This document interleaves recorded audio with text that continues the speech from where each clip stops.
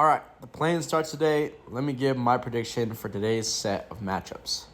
By the way, if you want to see my full NBA playoff predictions, rounds 1 all the way through to the NBA Finals, go ahead and check it out. The full hour video podcast is on YouTube. The link is in my bio. First off, let's start off out east, where we have the number 7 seed Magic going up against the 8-seeded Hawks. And to be honest, it's very, very difficult for me to see Orlando in this position that they're in right now. I had them as like a top 4 or 5 team in the East this year when I was making my rankings, and I really think that this season for them has just simply been plagued by lineup inconsistencies, and those inconsistencies have really become because of the numerous amount of injuries that they've had.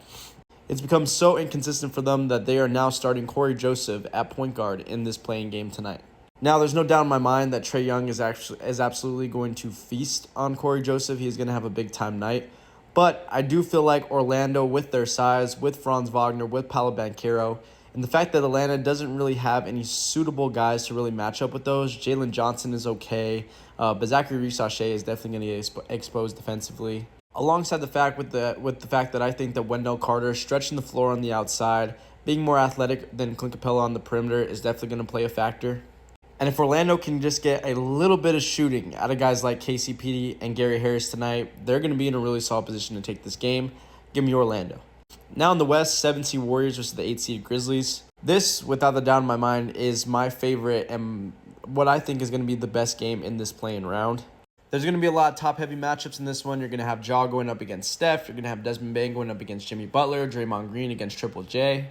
Golden State overall has been the better team this month. They've won 3 out of the 4 matchups against Memphis this season. They are the best team as of right now moving the ball. They have a 72% assist percentage in their offense. They're ranked 9th and 7th in both offensive and defensive rating this month, while Memphis trails a little bit behind them in that. I believe they're like 11th and 12th in both of those ratings. And Memphis has definitely tried to make up with it since firing Taylor Jenkins with all this, which is playing a lot faster, getting out on the break, trying to force turnovers, and getting buckets on the other end. But I think at this point, they just are not going to have enough momentum to really take advantage in this one. I like the experience here with Golden State. I like the way that they match up. I think that there is a big discrepancy in head coach experience and talent here, and I think that Steve Kerr is going to take full advantage of that. He's going to be able to play a much smarter game. He's going to be able to expose a lot of the weaknesses that Memphis has defensively, or even Zach Edey with his inability to move a lot, going back and forth and rim running. Give me G-State. Overall, let me know what you guys think about these matchups. Like I said, if you have not seen that full episode, go ahead and check it out. Rounds 1 to the NBA Finals. Let me know what you think about it, and let me know who you think is going to be an NBA champion at the end of these playoffs.